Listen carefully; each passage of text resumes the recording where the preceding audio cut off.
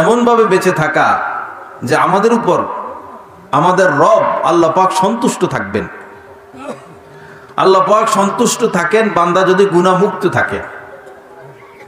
আল্লাহ পাক অসন্তুষ্ট হয়ে যান বান্দা যদি পাপ করে। আপনি কিভাবে বুঝবেন আপনার উপর আল্লাহ সন্তুষ্ট না অসন্তুষ্ট? যদি আপনি গুনাহমুক্ত থাকেন তো বুঝবেন আপনার উপর আপনার রব সন্তুষ্ট। আর যদি গুনাহযুক্ত থাকেন, পাপে লিপ্ত থাকেন, বুঝবেন আপনার রব আপনার উপর অসন্তুষ্ট। ইন্নাল্লাহা আখফা সালাসান ফি সালাস, হাদিস শরীফের মধ্যে এসেছে আল্লাহ পাক তিনটি জিনিসের মধ্যে গোপন রেখেছেন।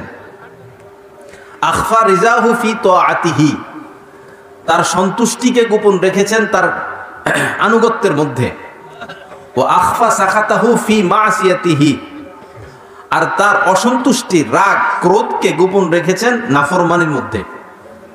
ও আখফা আউলিয়াহু ফি ইবাদিহি, আর তার ওলিদেরকে গোপন রাখছেন সাধারণ মানুষদের মধ্যে। স্ত্রী ওলি, স্বামীর খবর নাই। স্বামী আল্লাহর ওলি, স্ত্রীর খবর নাই। 4 জন 5 জন বন্ধু বান্ধব, এর মধ্যে একজন আল্লাহর ওলি, অন্য বন্ধু বান্ধবের খবর নাই। আল্লাহকে সন্তুষ্ট রাখা। বর্তমান সময়ে সবচেয়ে পাপ হয় আমাদের চোখের দ্বারা। চোখের দ্বারা সবচেয়ে বেশি পাপ হয়, বিশেষ করে মোবাইলের মাধ্যমে। যারা কুদৃষ্টি করবে, ভিন নারী দেখবে, মোবাইলে খারাপ জিনিস দেখবে, কিয়ামতের ময়দানে তাদের চোখের মধ্যে সীসা গলায় ডালা হবে।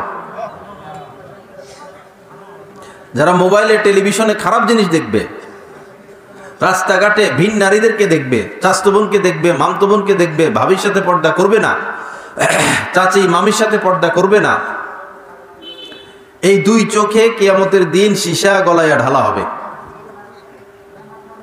এত বড় কঠিন শাস্তি সহ্য করার ক্ষমতা আমাদের কোনো মানুষের নাই। চোখ দ্বারা সবচেয়ে বেশি পাপ হয়। কোরআনে কারীমের মধ্যে আল্লাহ পাক বলেছেন, কুল্লিল মুমিনিনা ইয়াগুদ্দু মিন আবসারিহিম, হে নবী আপনি মুমিনদেরকে বলুন তারা যেন তাদের দৃষ্টিকে নিচে রাখে, ভিন নারীর দিকে না তাকায়, পর নারীর দিকে না তাকায়, এবং তারা যেন তাদের লজ্জাস্থানের হেফাজত করে। যে এই ছবি তুলবেন না ভাই, যে কুদৃষ্টি করে, যার চোখ খারাপ, তার লজ্জাস্থানও ঠিক থাকে না, সে লজ্জাস্থানের পাপেও লিপ্ত থাকে। আমাদের যে যুবক ছেলেরা ঘন্টাকে ঘন্টা ফেসবুক চালায়, এরা ভালোটাও দেখে খারাপটাও দেখে, যেটা আসে সেটাই দেখে। এই খারাপ জিনিসগুলো দেখার কারণে ওরা মসজিদমুখী হচ্ছে না, ইবাদতমুখী হচ্ছে না, হচ্ছে পাপমুখী।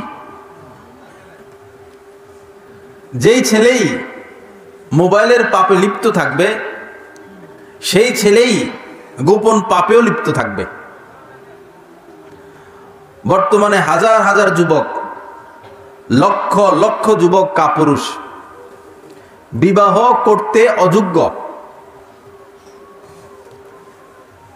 নজর খারাপ করার কারণে।